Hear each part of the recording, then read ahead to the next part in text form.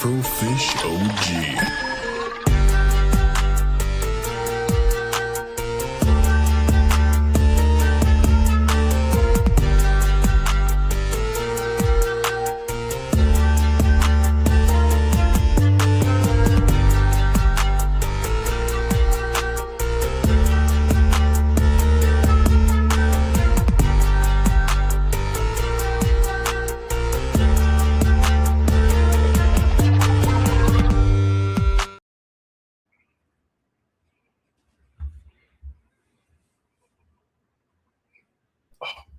My goodness, something's going on with my mic. I swear, like it just mutes up whenever the.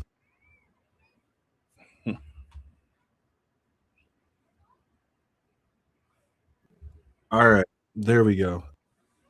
All right, now we're in business.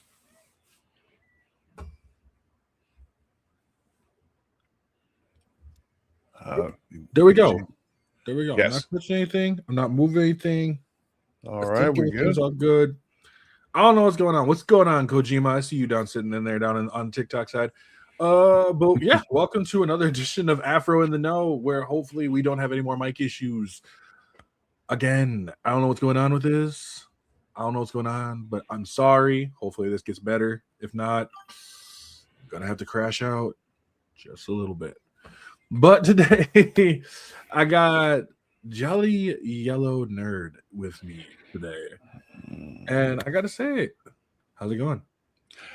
I'm here, man. That's all I could be right now. That's it. I got to survive this grind just like everybody else is doing. Man, I feel that. Like that's the I just got done from work and I don't want to. Like I'm ready to crash shit, man. Right. I mean, I did just finish work like an hour and a half ago, and I've had the little with me, so it's almost like I didn't stop working. That's fair. That's fair, especially with like content, any kind of content creation. Like you just leave one job to go to another job, right? And don't make it any easier. It all blends together. All for I think that I joke about this because I'm like, I do this all just for like 3 likes. Right. That's what it feels like sometimes. It's like, yeah, I just did like 3 hours worth of work for like 4 likes. Yeah, it's like I got 4 likes, then I'm like, okay, that's fine. I guess that's how I feel right now, like playing Crimson Desert. Like, I don't know if you played that yet. No, I have not got my hands on it, and it looks. I don't know how many more of them open world games I got in me. the big open world games where you can do some of everything, and I've seen some of the clips by other folks playing it, and like this guy is like doing wrestling moves, ninja moves, like Mortal Kombat moves. He's doing like some of everything all over the place, and I'm just like, maybe I might go pick it up on sale like next year. That's fair. It's a lot. Like I'm still working through it, and I feel like every time I'm like, I mean, I can see the goodness. I'm enjoying the game. Like I put that video out a little while ago, saying that like I'm just not feeling it at the time, and I've been putting through it, and it's all right. Like there's stuff I've been enjoying, but it's one of those where I'm like, I like it, I don't love it. Like I'm having fun with it. I just don't like adore this game. This game isn't gonna go down as like one of my favorite games of all time, but it's fun. See, that's what I've been curious about. I'm wondering, like, how is the game of the year picture conversation going to look? Like, because I mean, I know that makes you grow. That makes you grow. It just turned April, my guy. You can't be saying that. I know that. But the reason I say it now is only because, for the sake of, if you wait until later in the year, stuff that came out earlier in the year will probably be forgotten because of like the recency bias, the ooh shiny, and if we get GTA 6 as they intended. So it's just like, that's why I don't mind having game of the year conversations like every time a major game comes out, because we're gonna slowly forget them. Like, and for good, bad, or worse, I mean, like when we get to like October, will people still be talking about Crimson Desert? That's fair. And that's the thing too. Like very few games can stick around for a long haul, especially like turns like the first quarter of the year. You know, like I know the only one I think last year with Expedition 33 sat with that through the entire year. People were like, "Oh, this is already going to be game of the year," blah blah blah, and obviously it was. I think of 2022 with Elden Ring. Right. Yeah, like Elden Ring dropped, so it's possible, right? But it's not. I don't know. Like like because everybody. Everybody, I want to let people know this. I want people, y'all know this. You got people in the chat. I want to let y'all know this. I do not personally like Game of the Year conversations. I'm not a big Game of the Year conversation person, and a lot of times, reason why I'm not a big Game of the Year conversation person isn't that it can't be fun, but it leads to some of the most hinged fucking shit ever. You're completely right about that. That's a valid complaint about Game of the Year conversations. Like, people can get really crazy, especially when it comes to their favorite. They get that favorite in mind, like, I want this game to be Game of the Year, and then mess around and something else win, and they go crazy. So I don't blame you on that. Oh, it's insane. You're absolutely correct. Like, it's like the need to have my game beat Game of the Year, and it's just like my games were good. I had some really good ones. It was fine. I was happy with it. I was okay. Yeah. Okay. I don't need every game to be this like Game of the Year. And I'm like, some games are just good, bro. Right. Yeah, you're absolutely right on that. Like, every game doesn't have to be a Game of the Year contender for it to be fun, good, and enjoyable. Like, you're right on that. And again, people will get unhinged when you start talking about their favorite. You point out the criticisms of why their favorite game might not be, gaudy material. People go crazy. Yes. Dude, absolutely. Like, and that's the thing. Like, okay, so the only game that deserves Game of the Year every year, obviously, is Hello Kitty Island Adventure. But like, because that game is Game of the Year every year. But like when I look and see the people who talk so much about Game of the Year, they're like, dude, this if my game isn't winning Game of the Year, then like it's bullshit or it's rigged. And I'm like, dude, right? Why do you give a fuck? Like, I have my games that I made a video up last year, right? Or not last year, but like early this year about like my favorite games of 2025, right? And I just ranked all my games of 2025, like not in any particular order, but just giving them a ranking out of 10, how much I enjoyed them and moved on. I gave games like a game about digging a hole just as much as like some other higher rated games because it was just fun. It was a fun game. That's all a game needs to be. No, like if you're enjoying the game, have the fun. Yeah, enjoy with yourself. I do think people put too much validation into winning awards, being critically acclaimed or highly acclaimed or anything like that. Like, what was the year? The year Black Myth Wukong came out. I forgot. 2024, yeah. I forgot what game actually won, but people like the Black Myth Wukong fan base. Astrobot, that's what it was. And they were mad for months after that, hollering about Astrobot didn't deserve it. It's just a dinky little platformer. Like, most of us ain't sitting here playing video games these days, largely because of a certain plumber that was running around on platforms. But yeah. And no, you're so correct. But yeah, you're right. It's just it gets crazy. It gets unhinged. I'm like, guys, the one time you need to be able to say it's not that deep, because it's really not. Yeah, no, exactly. Of all the times to say it's not that deep, it's when these kind of games come out and you're just like, dude, it's just Game of the Year. It reminds me of like if you ever watch like ESPN and like I don't know, Patrick Mahomes has like a good like game, right? He has like a 3 touchdown game, like first or second game of the year. Bro, are we already seeing MVP status right now? Are we gonna see the MVP?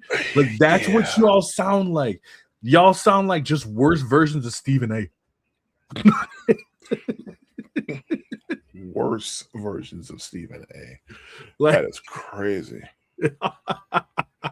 But yeah, they do that. They do that. and it's nutty.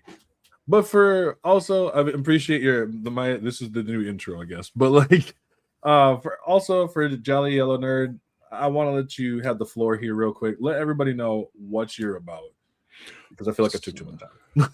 That's fine. That's right. That's no problem there. But myself, I am just an old nerd.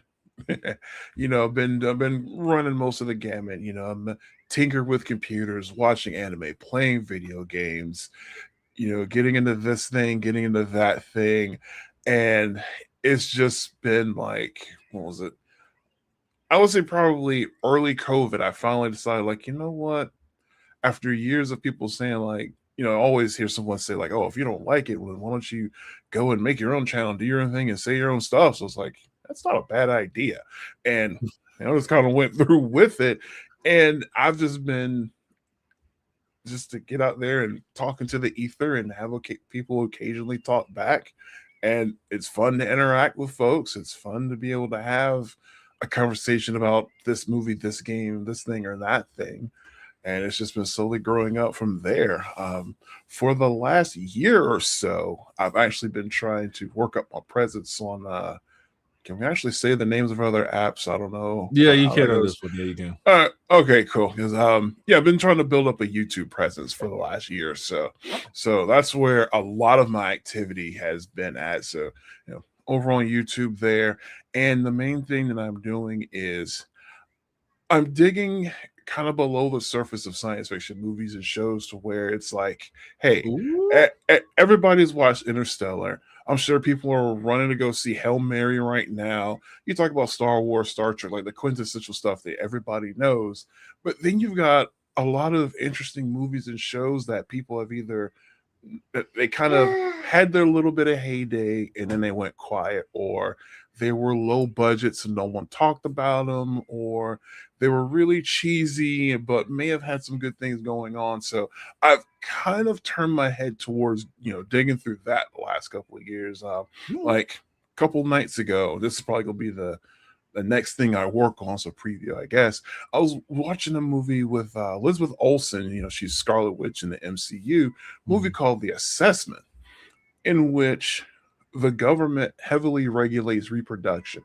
So if a couple wants to have a baby, they actually have a government assessor come out to them, to their home, and live with them for 7 days to assess them and determine, are they fit to have a child? So of course, that goes very much into the exactly like the rights of reproduction and government overreach, and even getting into like the psychological effects of being an assessor. So it kind of brings all those things in there, and just examining those concepts through science fiction is always going to be something interesting. The morality, the ethics, who do you really, should we have the right to do that stuff? Or, maybe some things are best left alone. Like, Jeff Goldblum said in Jurassic Park, some people get so focused on what they could do, they don't think about what they should do, or however that quote went. And no, that's correct. But yeah, it could and should, I think. I don't remember. Yeah, something like that. And this is like, that's creepy. Yeah, right. Just imagine that, like you and your partner, you want to have a baby, but you have to basically get government permission to have a baby. Yeah, I don't like that at all. Right. And that's definitely gonna hit like a spot with, like, obviously, there's no women right here now, but if one of them were to watch that movie, that's definitely going to hit home with them, because reproductive rights and what how they're kind of under attack and under fire these days of women out here that are trying to get proper health care and they can't because of government regulation BS nonsense. So I just like watching those concepts, in TV and in movies, but it sucks that some of that stuff seems to be getting close to becoming real. So yeah, and I think that's like when I hear people talk about, like, this feels like an episode of Black Mirror, and I've never seen Black Mirror, but like from what I've heard, this feels like an episode of it, or like people kind of compare like what's going on to like The Handmaid's Tale, which I haven't seen The Handmaid's Tale, but I've heard it's really good. But it is like a science fiction, especially like can delve into horror. Like science fiction can easily delve into horror, especially where there's like you mentioned, the fact of a woman's body just being the government saying, "Hey, you can't have kids no more because we don't like the way that your system is set up," or whatever, is so crazy to even think about. But I mean, even if I and I could be wrong on this, but it feels like all science fiction is based on something, like based on some sort of reality that we have to deal with. And it is oh man, like there's so many. It's creepy, dude. Like I'm not gonna lie. Like I think there was one I wanted to watch. What was it? I forgot what it was called, but it was like the dude was going. He's under arrest, I think it is, and he has to like prove his. It's a Chris Pratt movie. I haven't seen it. Oh, like, Mercy. Okay, I haven't watched it yet, but yeah, where he has to prove himself to an AI, and that alone already kind of hits home because half the time you're listening to some sort of AI, when it's trying to deal with like health features. But now imagine a judge with a defective AI trying to tell you, like that's wild. Yeah, I mean, and yeah, to that point where this kind of reminds you of Minority Report from years and years ago. It's like, imagine where your life is in the hands of an AI, where an AI gets final absolute say over whether you live or die. And now, of course, people are going to start questioning, well, what if the AI is wrong? And of course, that commercial for Mercy gives that impression, is that the AI is actually wrong, but how do you prove the AI wrong? Yeah, exactly. And when that happens, like you just gotta say, "Oh, guess I'm dying." Like I saw. All right, what do you do? I saw a dude on YouTube. I was talking about it in a live yesterday or the day before, and this guy talks about horror. He talks about horror in multiple different ways. He actually says Passengers is a horror story. I think I know who you're talking about. I think I've seen that. And I thought it was really interesting that he mentioned that Passengers was a horror story, because like, you don't think about it as a horror story, but like the fact of this dude woke up in a ship and then talks to the only other being, not being, but like a robot AI, and then he, just because he loves some woman, he woke her up from hypersleep. Like that is horrid. Yeah. Like your life is done. Like you're never going to see that planet that y'all were flying to. Right. Selfish isn't even a strong enough word for that. I mean, no.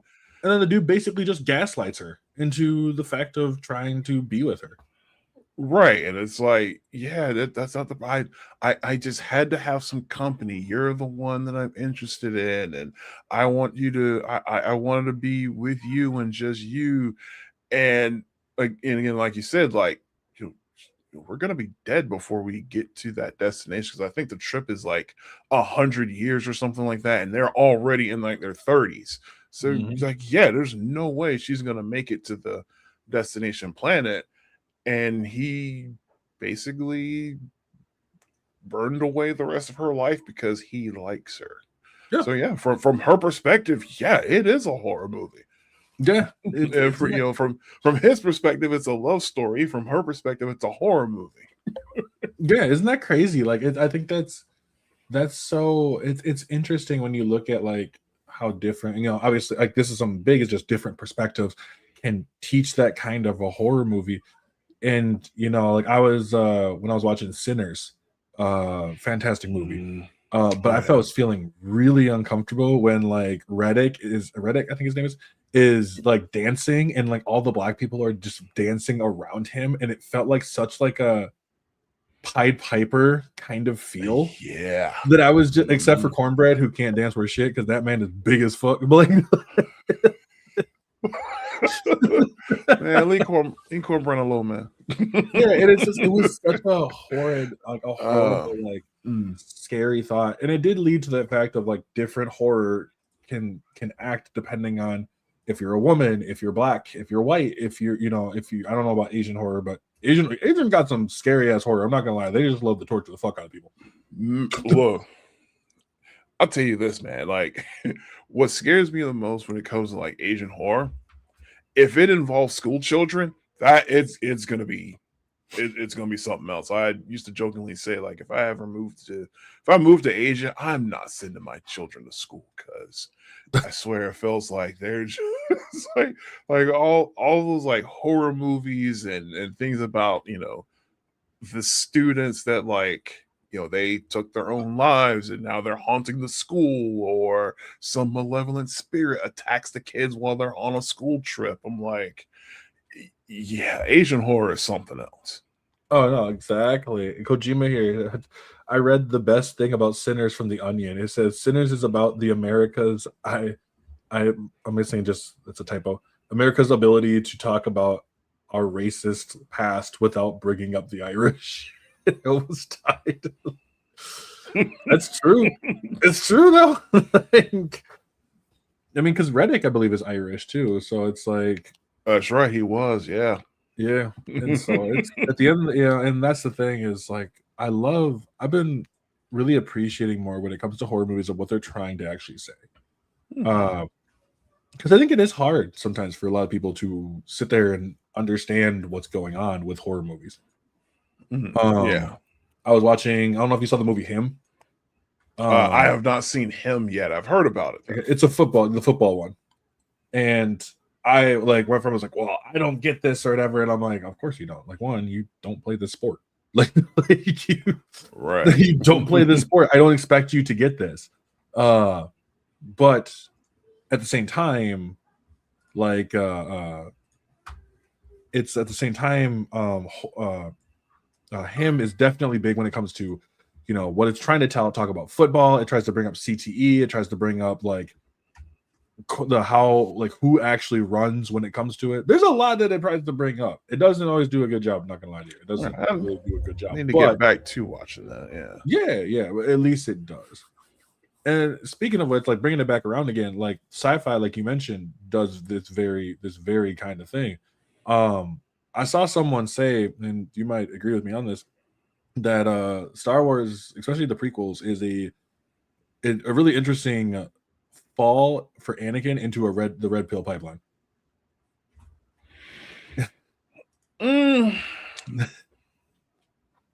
I've seen that take before, and I can appreciate why somebody would try to make that argument, but I think in order to fully suit that take, I guess like if you look at Anakin's younger life, where he literally grew up as a slave. I think it said like he was born. Well, his mother was already a slave, so he was born in captivity or literally born into slavery. And at the same time, those types of people that end up going down those hateful pipelines and going into those hate movements or whatever, I don't think a lot of them have quite the traumatizing, hurtful circumstance of, but I do believe some of them genuinely do, and they end up that makes them vulnerable to being led astray. But I think a lot of them, some of them probably genuinely were already hateful, and they were just looking for a place they could get a free pass on being hateful. But I do think there may be some out there where they were hurt real bad. They didn't have any help. They didn't get the support that they needed.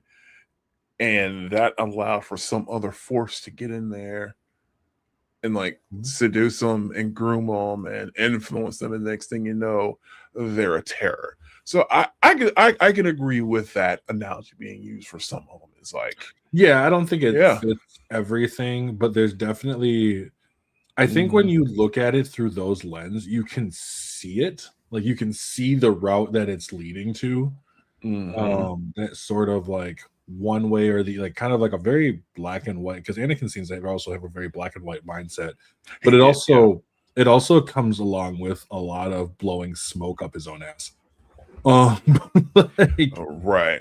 like I don't know. I could be wrong. I could be wrong. I'm gonna have someone in like I can't wait for someone in the comment section to like give me just like a fucking 3-page. Right. What Anakin? But I would like to introduce something else to that. Then, if we're gonna say something like Anakin's fall to the dark side being similar or analogous to Red Pill, going into Red Pill or Yeah. whatever.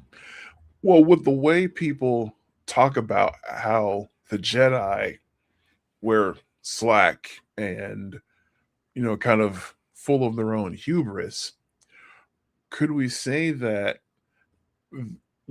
like the way the Jedi were kind of so prideful, where almost they pretty much believe they couldn't be wrong?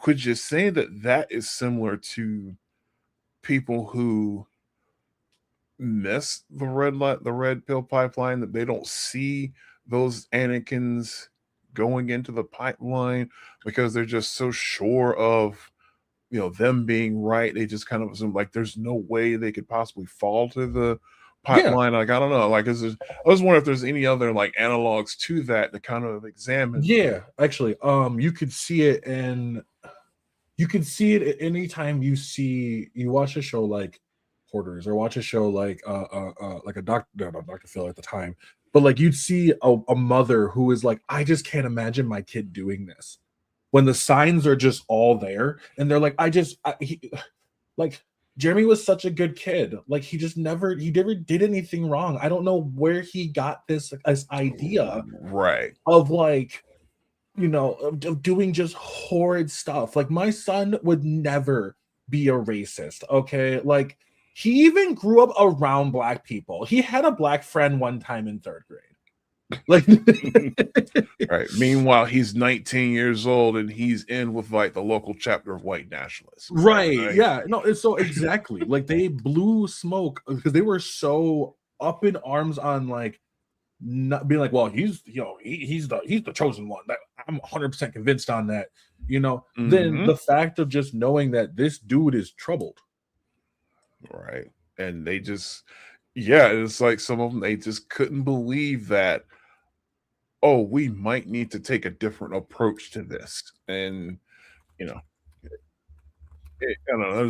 There's a whole, I guess if you were to start with the point of Anakin being seduced by the dark side as some sort of analogy for falling into red pill ideology, then you could branch out from there. It's like, well, what would that make the Jedi Council? What would that make the Republic?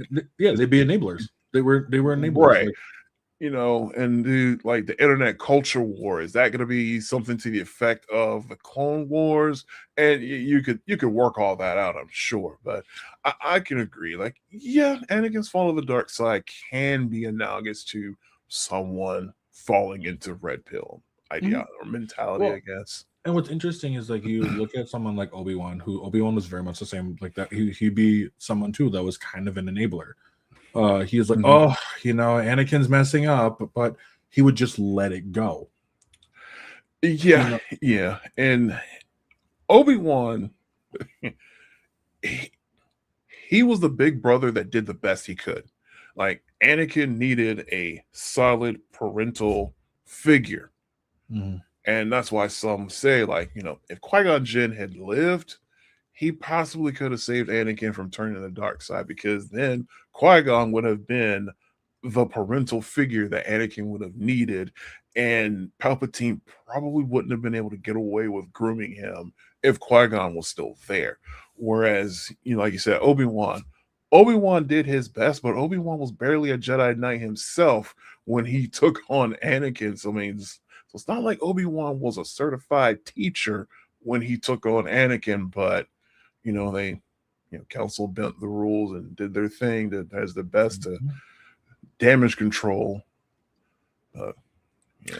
And it's kind of sad too, because like you watch is a man who's just tossed back and forth, has no clue really what to do, because he doesn't get a chance to really breathe and think.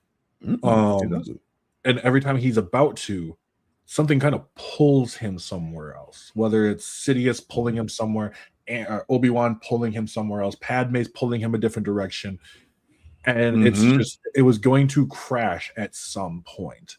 When a person's not allowed to sit there and actually think about the actions that they're taking, you know, when you get in my point of view, the Jedi are evil, and it's like even if it's illogical, it for some reason the logic just hits for him.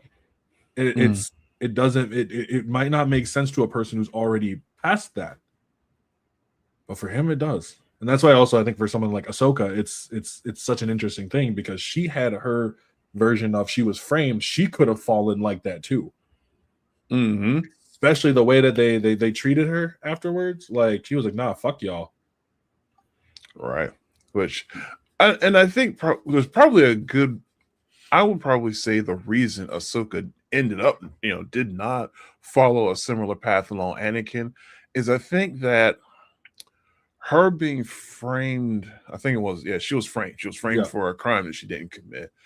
And that was like a single event, like blip moment in her life as in relation to everything else she'd already done. Where on the other hand, Anakin, his was a slow burn, like you said, from him being a child slave to being pulled into the Jedi life to being pulled into the Clone Wars because I think he was a teenager. I think right during the Clone Wars. something like So that. Yeah. right, when you think about like even under the best circumstances, like let's say here in America, you go through teenage puberty. That's already enough for a teenager to go through. You go mess around and drop them into a serious situation like that where you've got the mix up of being a teenager, the mix up in thoughts about being force sensitive. You've met somebody that you're in love with, all then you throw an interstellar war on top of all of that. It's like you said a minute ago, the boy barely had time to breathe when he was a teenager. Yeah. Whereas Ahsoka, at least thankfully, I guess, her upbringing was definitely better than Anakin. She was actually a free child, and then she gets tied up into the Jedi stuff and all that.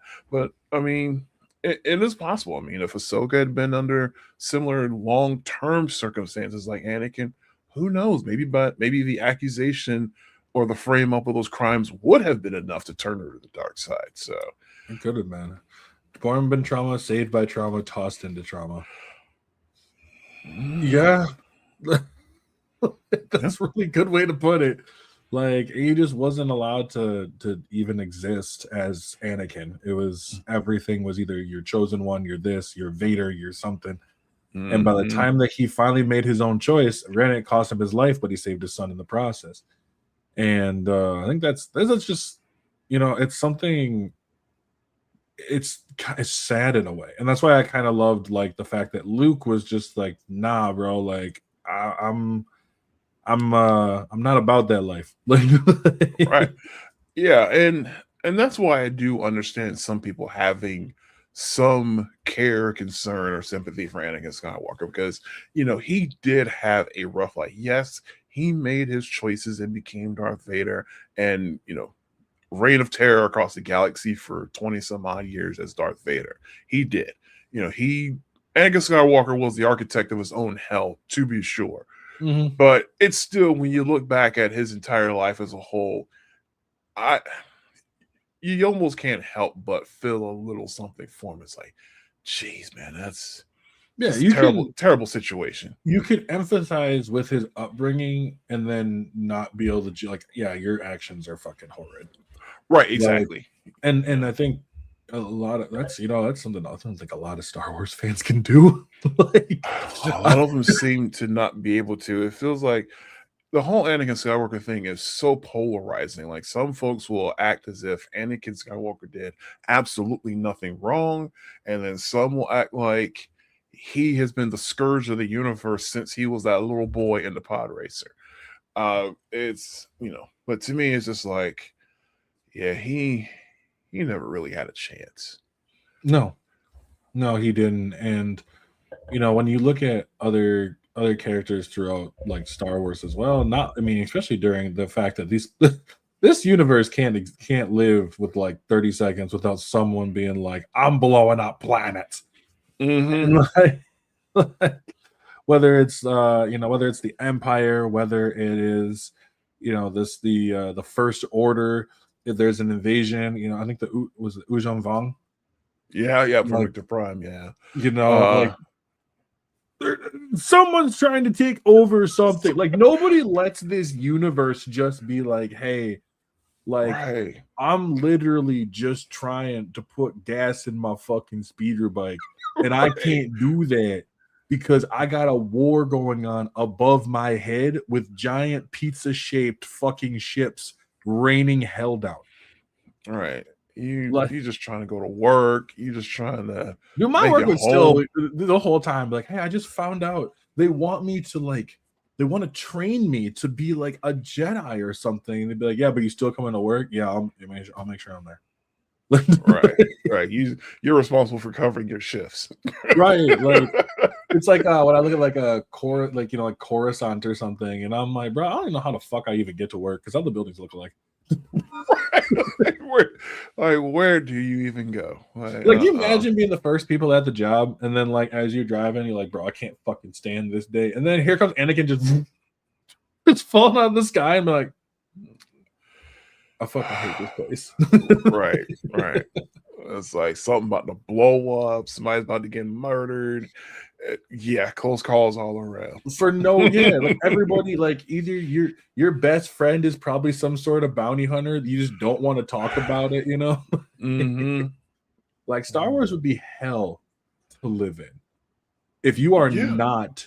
I can't even say if you're a Jedi. Like if you're a Jedi, it'd be even more hell because now I got pissed off dudes wearing like goth clothes running around trying to hit me with red sticks. Right. You got angry emo Jedi's chasing, or angry emos coming after you all the time. Like what is it? Darth Nihilus. Like if I'm like, imagine like you sitting there, like you trying to like take a shit, and you like walk out of the bathroom stall, and you just see this fucking like formless thing just floating past you, and be like, is he finally going after Jerry? Right. He's just walking down the hallway looking for the right cubicle. Right. You're just like, I just work here, man. Like I don't know this guy. Just go that way. Just go to HR, man. Just go to HR.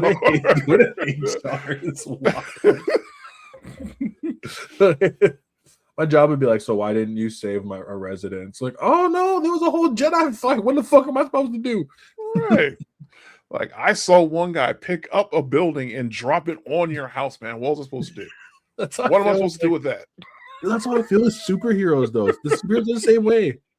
Any kind of superhero, like it's like I don't want to live in this world. Like it sounds cool, sure, being in Marvel's universe, yeah, but like, first of all, I don't think there's any Marvel hero that lives in like rural Wisconsin. So like, I'm not getting any fucking superpowers.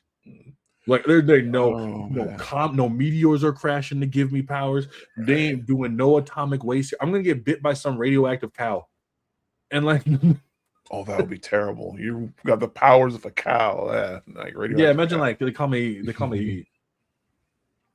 brown cow, and like, yeah, that's all you got going for you. You can make your own milk somehow. I don't know. It's like,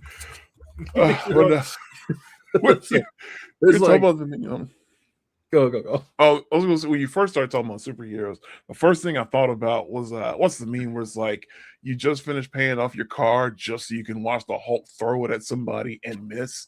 And it's like, oh my god, yeah, like I literally just signed into the portal and made my last payment this morning. I haven't even gotten the title yet. Dude, could you imagine like during a fight, right? During a fight, you just watching like oh, I don't even want to go into work today, and then here comes like Scarlet Witch smashes into your car, and you're just like,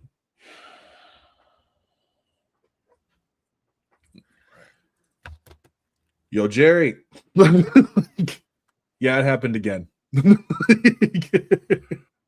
Right, like, and then you've got like, who's cleaning that stuff up, man? Who's cleaning all that up?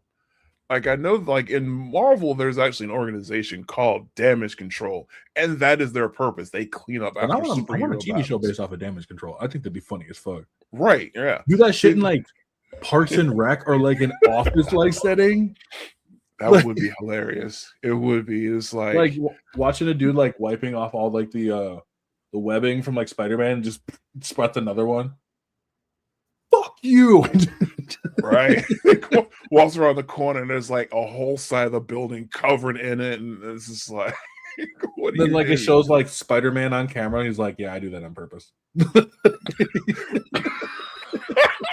It's like like I was saying, I've seen that guy. I don't like him, and I know he cleans up my webbing, so I do it on purpose.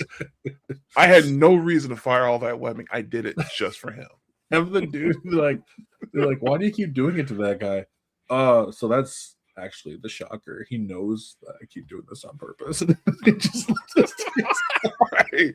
Like, we know each other. Like you deal with the Fantastic Four, and there's like stuff that everything's on fire. You walk into a room and like everything's on fire, and you're just like, God damn it, Johnny. Because he's just flying through, burning everything. There's like I need scorch marks on the sides of buildings. Like, so what happened? So there was a bunch of robbers, and he's like talking with his boss of why he was late, and then like squirrels hit, a lot of squirrels, and there was a girl. She looks like a squirrel. She I don't really know what to do, and then I got taken away by the squirrel because she mistaken me for one of the other guys. Right? Like, where does that even come from? I think this shit would be hilarious. Like, Damage Control sounds funny as hell. That might actually be funny. I don't know. Somebody will work with that idea. I know they used to have a comic book back in like the 80s, and like their whole thing was just, after like the Avengers, save the city, and someone's got to go clean the mess up and all that. It's like there used to be something like that. So I don't even know if that book is still going anymore, but that would be a fun idea. It's like it would work better now though. Like imagine like, during the 2012, like whole thing, Avengers thing, and like they're like flying through, and it's like, so why do you guys keep working? Because they pay me more than $15 an hour. And the other guy's like, right, bro, they don't even pay me $15 an hour. Like when he says that, there's another guy in the background like carrying like bricks or something like that, and he turns around, and is like, $15 an hour. He just drops the bricks and starts going after his boss. Like, hold on, I need to come see you. We need to renegotiate this. That guy on TV is making $15 an hour. I think it'd be, there's so much you could do with like a comedic Damage Control type show, and like have it set for all over. Like they get sent on all different types of like control from like different planets. Is like ever since the existence of the whole wormhole in New York, we now have Damage Control International and Damage Control Galactic. Look, yeah, and some random guy on a faraway planet, he's just like shoveling debris, and he's like ranting and raving about the Guardians of the Galaxy because like all his jobs are related to damage caused by the Guardians of the Galaxy. Oh gosh, what is that? What's the planet that they're on? The Guardians of the Galaxy. What's that planet that they're on? I don't know, and I honestly I haven't seen the third. I never saw the third movie. I never saw the third one either. But yeah, I forgot what, because it seems like they were moving around so much in 1 and 2. I don't even know if they've got like a is it Xandor? Possibly. I'm actually not sure. I think it might be Xandor, but I could imagine like one of the dudes on Xandor, and like he's like, I got sent here for, apparently I screwed up on something on a different planet. And he's like fixing it, and then like Thanos comes down, he's like, I don't get paid enough. Just drops his broom. Thanos comes down, sees his uniform, and recognizes what he's working for, and is like, he's like, he gives him like $100 to leave. Right? Yeah, just go ahead and head out, man. Come back later. Don't even worry about all this. It's about to get ugly. I need to see, like, because there's so much you could do with whether it's a superhero universe, Star Wars universe. I think could be funny as fuck. Like, imagine kind of damage control, but on like the Empire on the Death Star. See, I kind of thought about that before. Have this like an episode of? Did you ever watch the Clone Wars? Yeah, TV series? Yeah, just have like one episode where it's just like they're on a random ship and like the battle droids are doing kind of what you're saying, like the office type stuff. So you got like the different droids on the ship. They're all talking to each other, like making fun of each other. Or there's like, battle droids talking crap about each other and how they never hit their shots and something like that. But yeah, that would be fun. You have that one battle droid, like if they had me up there, like he's like, right. he's like mopping. He's like, didn't you get your chance? Well, we don't. No. and then flash back to his first battle. He like screwed everything up and got cut to pieces by a lightsaber. It was during the fight with Obi-Wan and Grievous, where he just sees the fight and watched Grievous's arm cut up. He's like, "I'm good." Just dips. Right. That guy had like 6 lightsabers and he couldn't beat him. What am I gonna do? Well, one of the droidicus like rolls into them. He's just like, I hate that guy. And the droidicar rolls back. I know that guy hates me. That's why I roll into him every time. F that guy. I do that on purpose. Oh my god.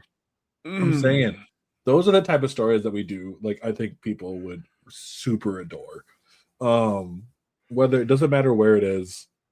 Like, you could even have one of where like a new guy shows up, everybody leaves because for some reason he's just like whatever planet this guy shows up on just happens to get destroyed. They're like, as long as we're not working with Cliff. They're like, who's Cliff? They're like, yeah, every time Cliff works, like the planet dies like 3 days later. Yeah, we don't talk about Cliff. Just if you know Cliff is there, be somewhere else. They send Cliff on planet and they send him off, and then 3 days later the planet explodes. One of them, he's like, it didn't even like the last planet didn't even explode. It just disappeared. Right, like what in the world is Cliff doing to these planets? Just see a planet and it just boop. It's just like we ran out of budget for like all the other ones on the destroy it. What in the world? Oh, Kojima, he's asking about Lower Decks.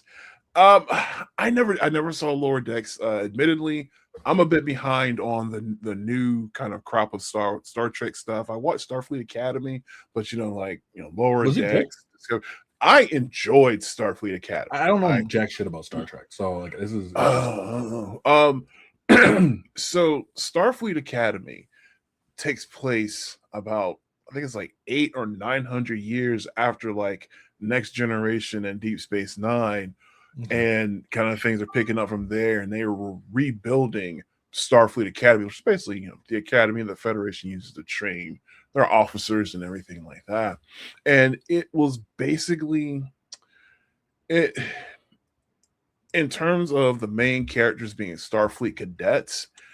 It was kind of almost like a college student type situation. They're kind of like college students basically. So they're having their stuff going on, being young adults, and I think that did turn some people off. I personally didn't care. I didn't care. I enjoyed it and had fun with it, but just the fact of it being like such a young adult focus. So you're talking about kids who were, roughly 19, maybe like 23 or something like that. They're young adult age, but but I did enjoy it, and they were, excuse me, and they were cadets. So you're literally talking about them being in class. They're going through having had something to do equivalent of like a spring break or a winter break, and of course they're doing their Star Trek stuff as well, kind of cross with it. So some people hate it because of that, and they try to say like, oh, it's like if the CW did a Star Trek show, but I thought it was still good, but unfortunately got canceled. I don't like that term, like if the CW did blah blah blah, because I get it. Like there's definitely there's definitely positives and negatives to a lot of them. And CW has had some good shows. They have had some stinkers, you know. Mm-hmm. So like, I feel like just calling it's like calling it like the Concord of fucking channels. Right. Yeah. Which I hate that people will go and do that now. So it's like every time they don't, every time game comes along that they do not like, they'll say, "Oh, this is the new Concord." I'm like, I Like, mean, shut your asses up. right? Because I mean, people were and of course, revising history, people now don't want to admit that they were hating the game before it even came out. So now everybody's trying to pretend like, "Oh yeah, we didn't start hating until no, you were hating it ever since God knows when." And then Hygar got the same treatment. As soon as that trailer finished playing at the Game Awards, people were already yelling about it and hating it. So No, it doesn't surprise me at all, though. Like, it doesn't surprise me at all. Every single time that we get a chance to get something different, and it might not always pan out. And I think there's some valid criticism of High Guard. Absolutely, you know. But when you go on like some sort of smear campaign trying to get this game to fail, just so you can be like, "Ha, we told you so," then don't be surprised when they don't try to make games like those anymore, and you just get the same regurgitated mess. right. Like they don't see that those They games can be the stepping stone to true experimentation, Yes. budget starting to come down because then that would teach them like or the publishers of like, hey, we don't need to spend $500 million to make a decent game anymore. Oh, we just did it with like $90 million or something Mhm. like that. And that's the thing is like I think a lot of gamers just want the slop. They do. They want it. They want to keep their stuff as it is. Granted, if it's exclusive or whatever the fuck, something new comes around, they don't want it. But there's a lot of gamers that will sit there and say that they just want to continue the same broken rhetoric over and over and over and over. And then when it doesn't hit, when they like, well, we don't get anything new. We don't get anything. I'm like, because you scared them all away. Right. They want the same regurgitated slop, but then they'll turn around 3 months later. Gaming is dead. Gaming's not as good as it used to be. Well, people are scared to experiment now.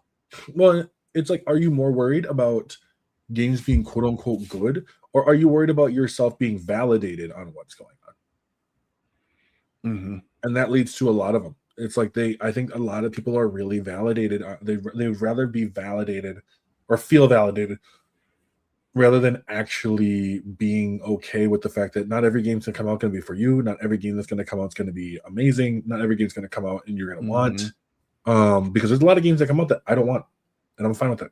I don't want it, But it's like it came out and it's there for someone. Right. They don't understand. Yeah, that variance there where you can just say, you know, 20 games come out this month. Oh, I like these 5, but don't care about those other 15. Well, then the next guy might say, well, I like these other 5 and so forth. Like it's like they can't. I think it's like you said about the validation is and I think some of it is even got to the point where their sense of fun is derived from that validation. So it's like Mm. they won't play high guard because they don't want to admit that maybe they'll have fun with it or they don't want to face the rest of the mob. Like I watched this one creator, a streamer about a couple of weeks ago where he was literally sitting there talking about how he had a little bit of fun playing. I think he was talking about High Guard, where he had some fun playing it, but he would play it off stream in his own personal time, kind of because he didn't want to deal with people coming after him and being hateful just because he's playing High Guard.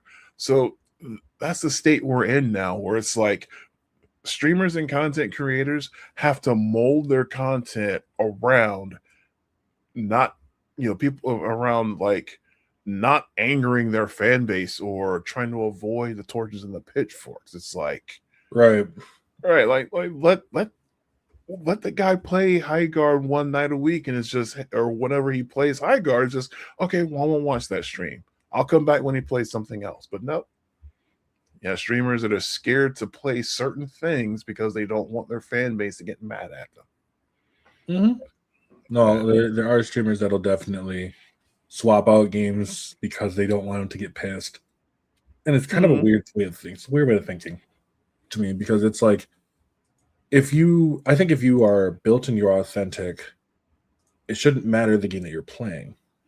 Later, Kojima, but it shouldn't matter what you guys are playing. You should be able to, you know, if you're not a fan, like, hey, you're playing high guard, I don't like high guard. Okay, cool. Then you don't have to watch the stream. Exactly. But there's also a sense of entitlement when it does come for streamers, that like they feel like they're owed something about that. And I think that's where it gets difficult for people, because it's like, on one hand, I want to go and be able to play what I want and have fun with it, and there's some games for me too that I have that are just offline games. I don't play them online, not because I don't want to, just because I don't think they're gonna make any kind of good content. Like, I love Mirror's Edge, and I had actually quite a few people watch me, but I didn't think it was going to make very good content at all, because it's just an older game. Like, they're going to come by, see the nostalgia, and then move on. Right. Yeah.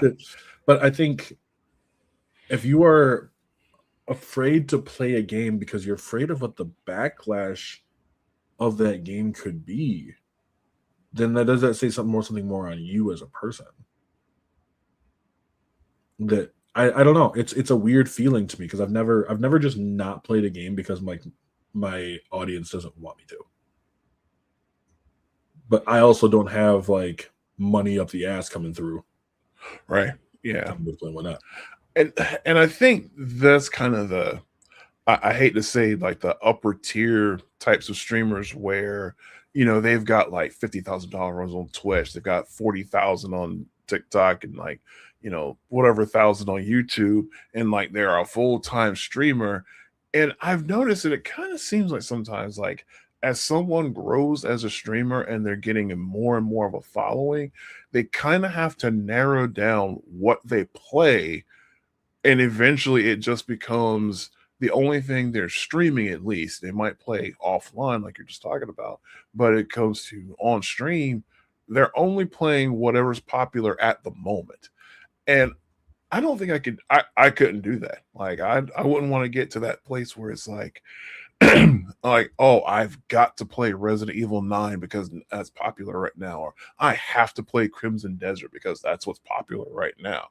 Like, I want to play Crimson Desert because, oh, I like it, I have fun with it, I want to play through it as much as possible. Or, you know, I like Resident Evil 9, so I want to go play that. And then whoever watches, or whoever doesn't. But yeah, when you start getting to that pressure of you have to pick a certain game because of your audience, that feels weird to me. Yeah, that's the same for me too. I think it feels really odd, and just it leads to a very unfun space. Exactly. Because if it's a game that, like, y'all want me to really play Crimson Desert, but I'm just like, I don't want to play Crimson Desert, but I'll do it for audience, then it bleeds. It bleeds in. I've said on my own lives, I'm like, you guys can, like, I know people can tell when I'm not interested. Like, if, like, I've had people where there's talks with people and I'm sitting there like, I am not interested in anything that you're saying. Like, yeah. Same thing with playing a game. Like, you ever play a game when you're just like, bro, I am not having a good time, but I have to sit on here for like 2 hours and make myself look like I'm having a good time. See, I couldn't do it. I would have to be like, yeah, we're about to change. Oh my god, this fish! Do you love fishing? This fish game, like, that would be me the entire time playing Twilight Princess and just catching different Hyrulean bass.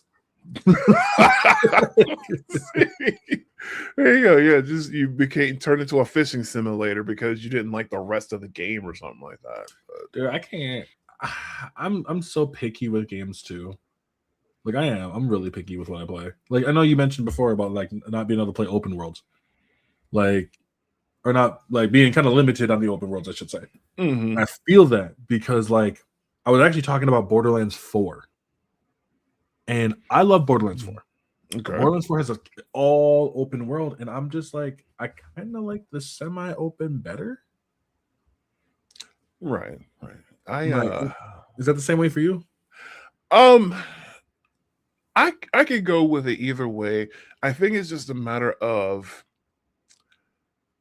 when it comes to open world, it's like how much of what's in the world with it being so open. Like to Mm, me, like Skyrim, like Skyrim or even Oblivion, where you've got the open RPG world, so you can go just to this random village, this random cave. Oh, there's this dungeon, and I can really get into that. In fact, I've been kind of feeling like playing Skyrim again lately. I might do that, but then at the same time, you had Breath of the Wild, talk about Zelda, couldn't do it. Put 20 hours into Breath of the Wild, convinced him it's like, I'm a longtime Legend of Zelda fan. There's no way I'm gonna dislike this game.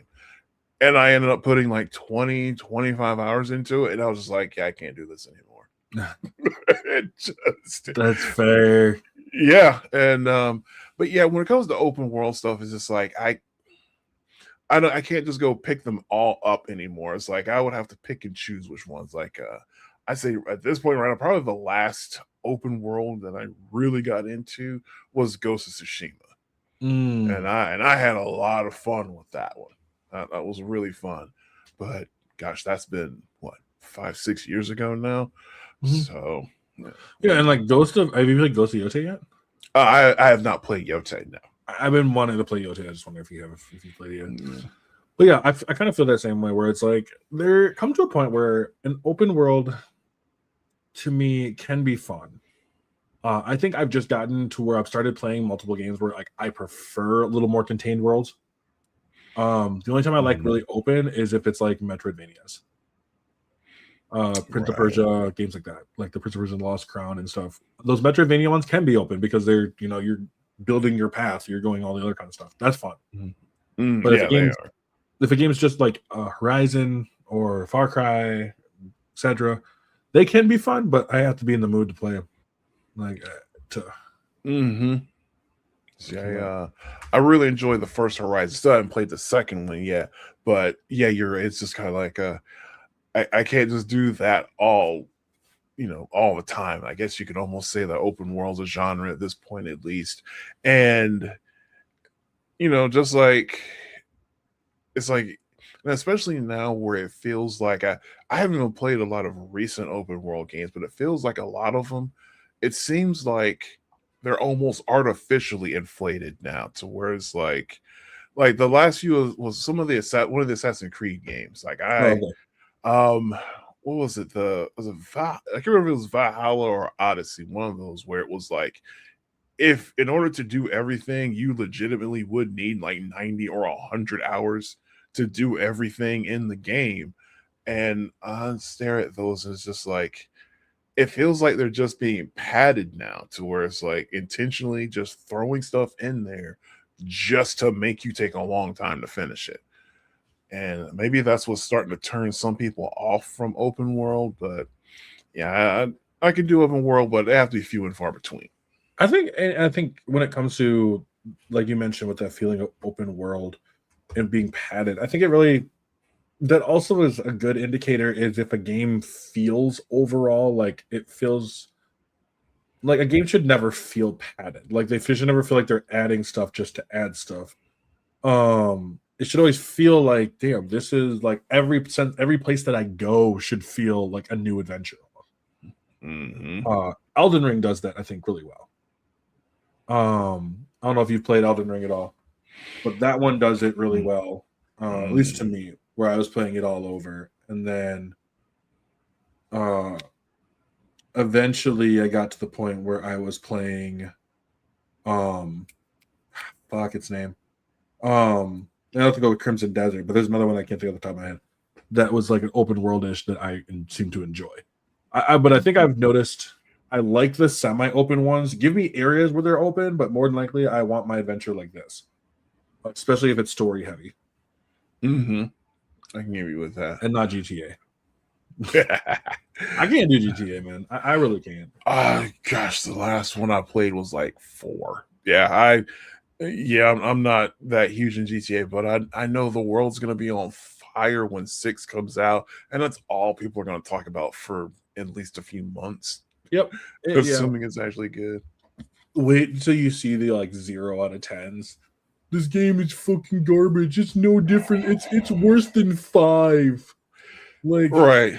Yeah, there's gonna be some contrarian opinion out there. They're gonna, like you said, they're gonna give it a negative 1 out of 10 just for the attention.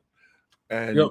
And that's almost as annoying as the people that are gonna give it like a 500 out of 10. It's Does the this best game game live ever. up to the hype? Well, go check it out here in my 6-minute review. Right. Like it Oh is, man. it's crazy. Like I saw I saw one review, and it was from Crimson Desert, and this person was like gave it a 0 out of 10, I guess, because it didn't have like LGBTQ representation, which I don't know. I haven't played this whole game, so I have no clue. Mhm. But I was like, even if this person, because they're like, oh, it's satire, and I was like, okay, well, even if it's true, like y'all are like you're this magazine, like I forgot there's like 2 magazines, or not magazines, but 2 like different news articles, gaming news articles that were running with it. And I was like, why? Like, don't give this attention.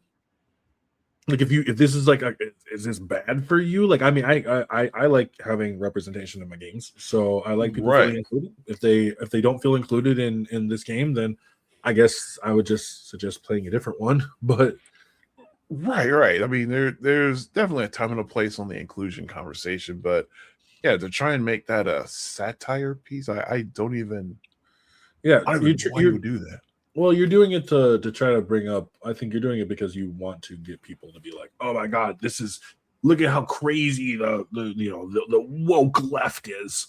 I Whew, yeah, that's a whole nother basket of apples because It's an annoying basket of apples because it's a constant thing to deal with. Like if you're not making woke content, then what are you doing? right, everything is woke now. It's yeah, it's like that's become the new I don't like it. It's woke.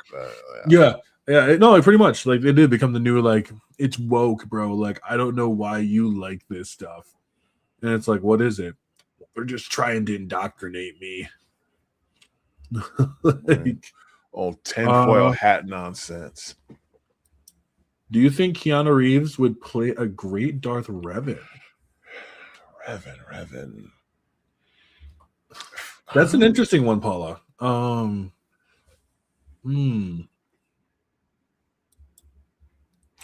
trying to picture Keanu Reeves as like an evil Jedi, and that already looks like an interesting picture to me. It does Like, look like an interesting one. Could he play it? I think he could, but I'm gonna Paula. I'll be honest. I think I don't know if I want him to. I don't think I'd want him to. I think I'd want some sort of like um like an unknown actor to play as Revan to really get that role of it.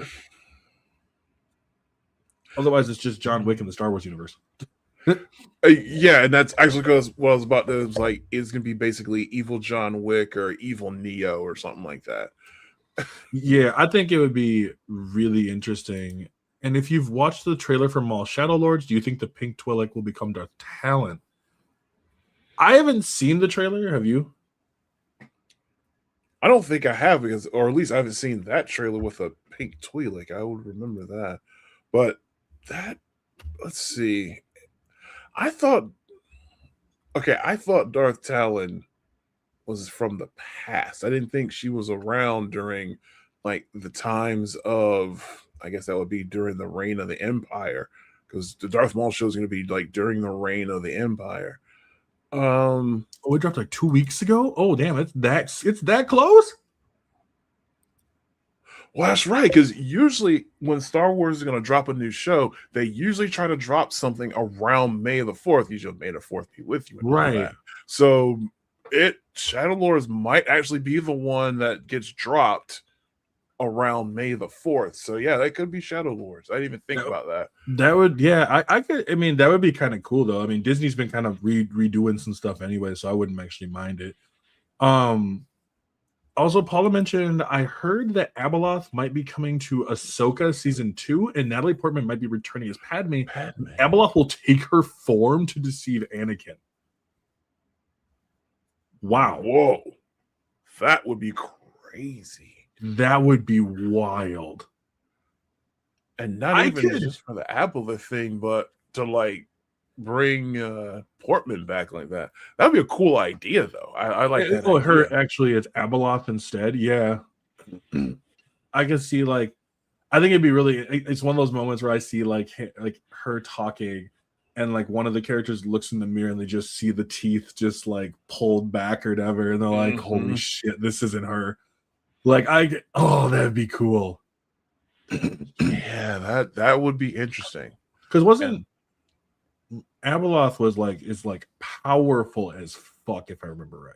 Yeah, she's pretty much like a cosmic entity when it comes to like her power in the Force. Like that's one reason, because I know people have been talking about, they want to talking about horror again, like see more horror related Star Wars content, and Abeloth would definitely fall into that.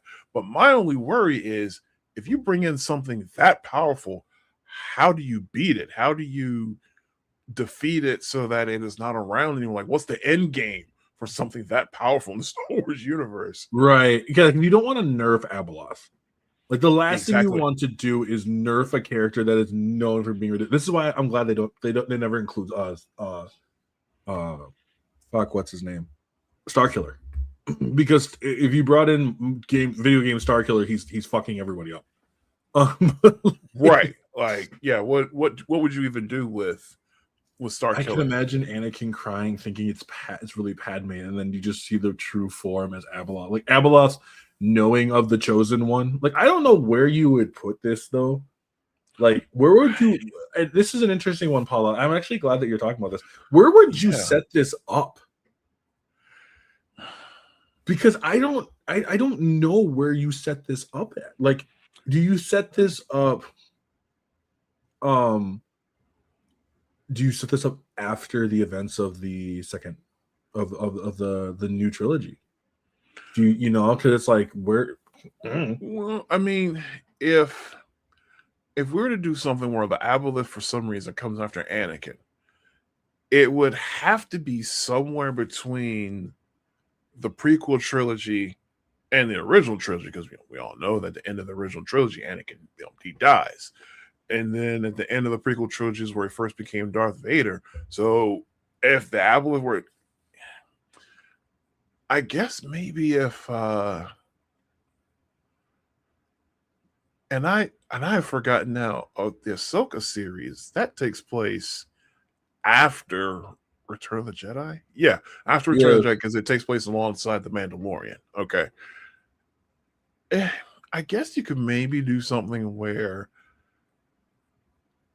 the Abeloth would appear to Luke or Leia after the events of Return of the Jedi, and they would come to her, looking like their mother, although Abeloth is looking for both of them. Yeah, and she could, and I can imagine the Abeloth, being able to take Padme's form and kind of give that like presence that could trick Luke into thinking for at least a few minutes. That's Padme. I mean, he's a Force ghost, right? Yeah, he's a Force ghost now. So, like, especially unless they did. Ooh, I just thought about this. What if they do hit the character? What if you do the character somewhere in between his own series, featuring when they always wanted to do Sebastian Stan to be Luke? That could always be a possibility in there. Or, like I said, you do this afterwards, where what's her name? Set up in the world between worlds. That could work. Abeloth is trying to get back to, I don't know exactly the world between worlds, but it seems like it's like it's kind of a multiverse type thing. Right. So like her trying to get back into this world. Or like I said, you could do this during the events of later on with, honestly, at this point you bring in Ray.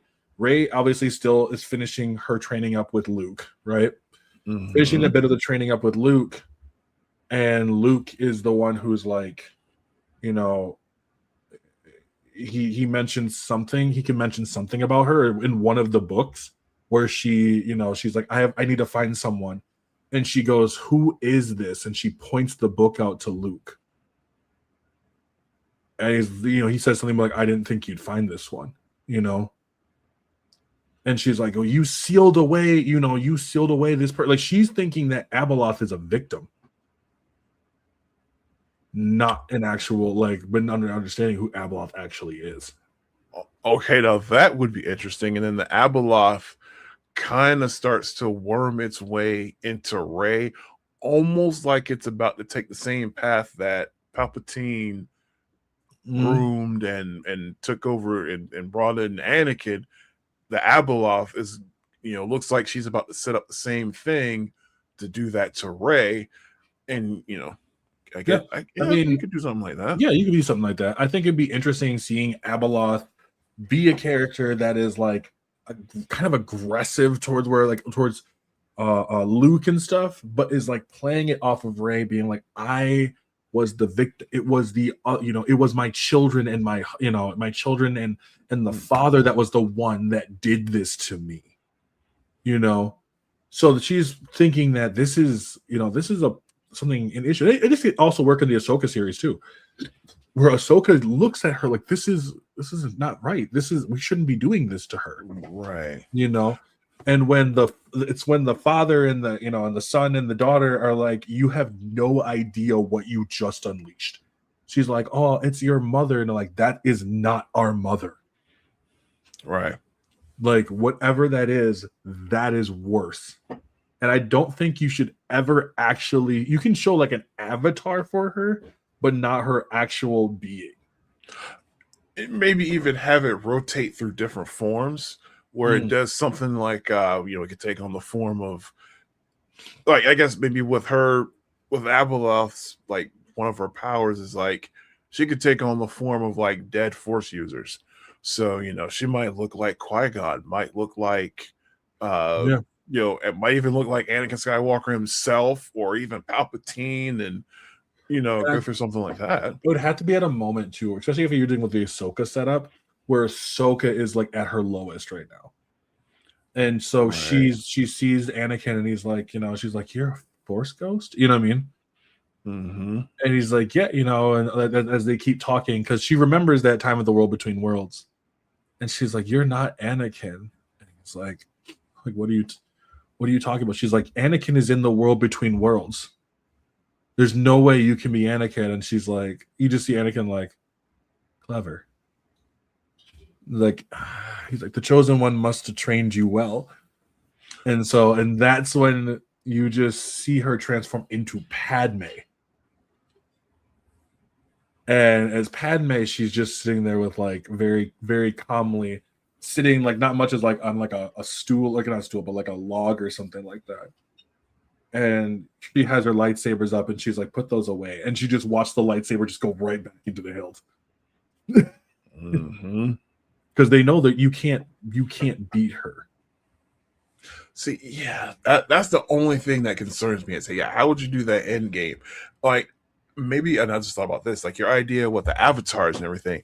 Maybe have you might have to come up with a new character, but have like an actual person who has been influenced by the Abeloth, and it like she has full control of them, or maybe they choose to obey her on their own, and they acting through this new character, and this character has like all this knowledge and wisdom about Padme or about this or whatever, and that person gets a hold of Ahsoka and starts kind of worming their way into it, and then maybe as you see over time, it's like the Abeloth's true, the Abeloth is in control or something like that, to where the Abeloth never actually appears before Ahsoka to even, so you don't have to worry about could Ahsoka beat the Abeloth. It's just like the Abeloth's Avatar or Thrall or whatever. Yeah, and she's just like, I'll be waiting. You know what I mean?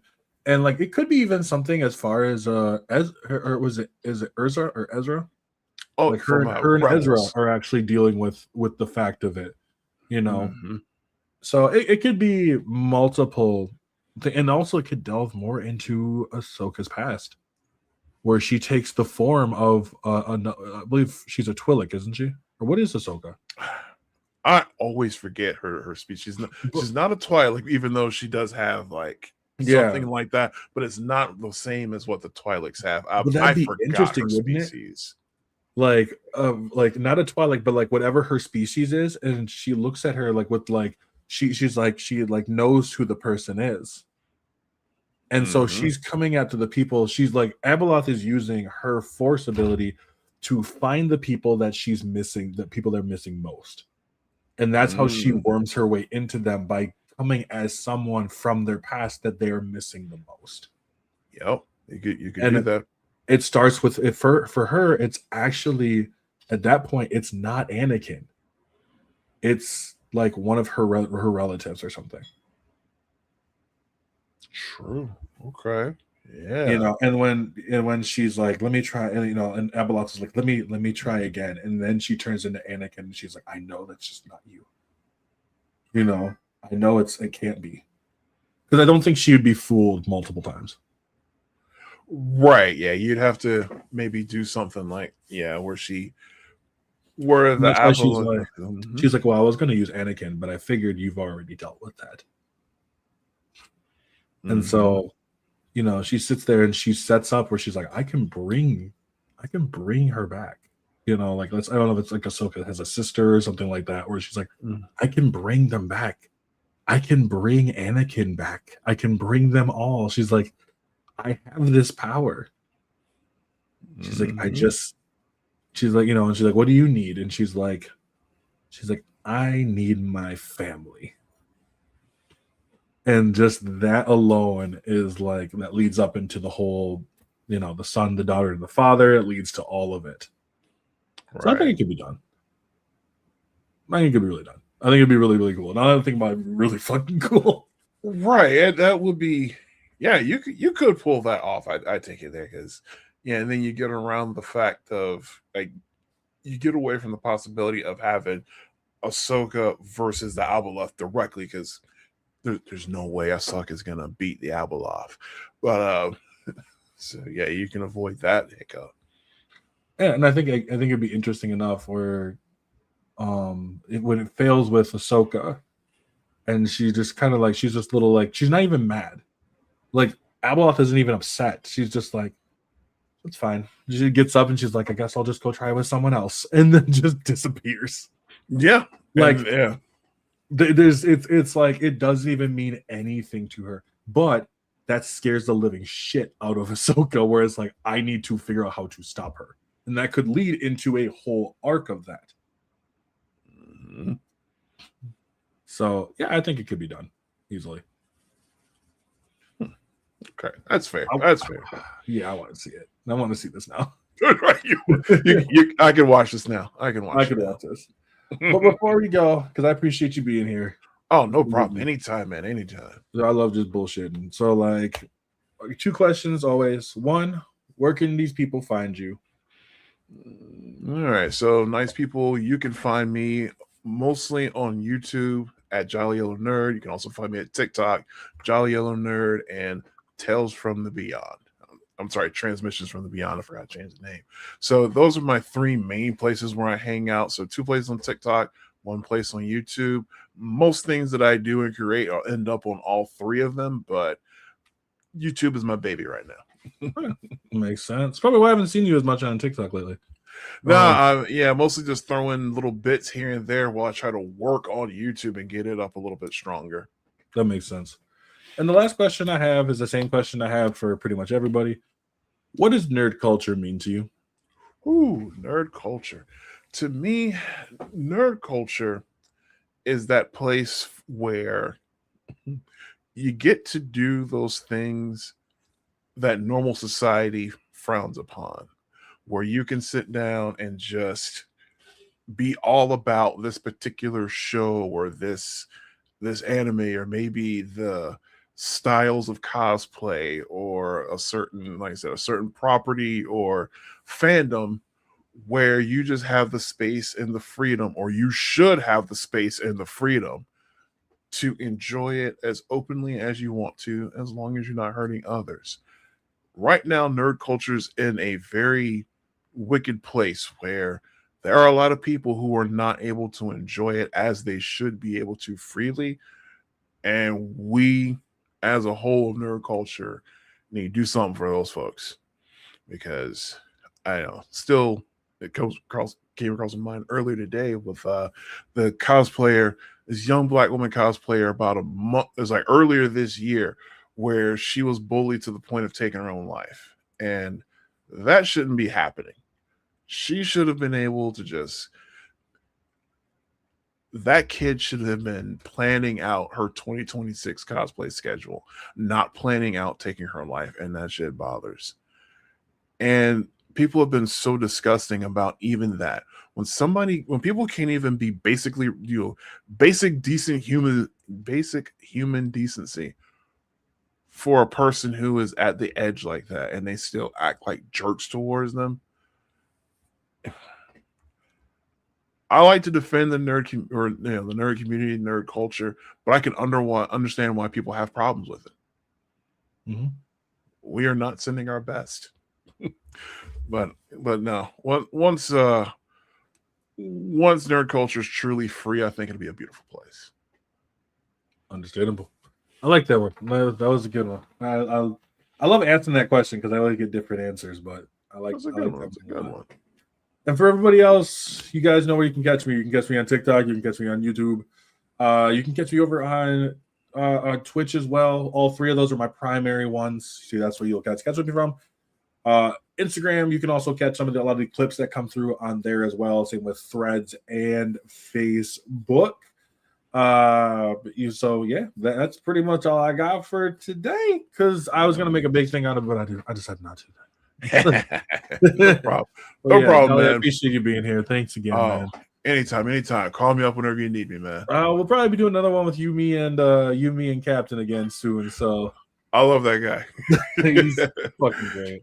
For everybody else, remember, I'm Taylor from Afrofish OG, and I'll catch you all the next one.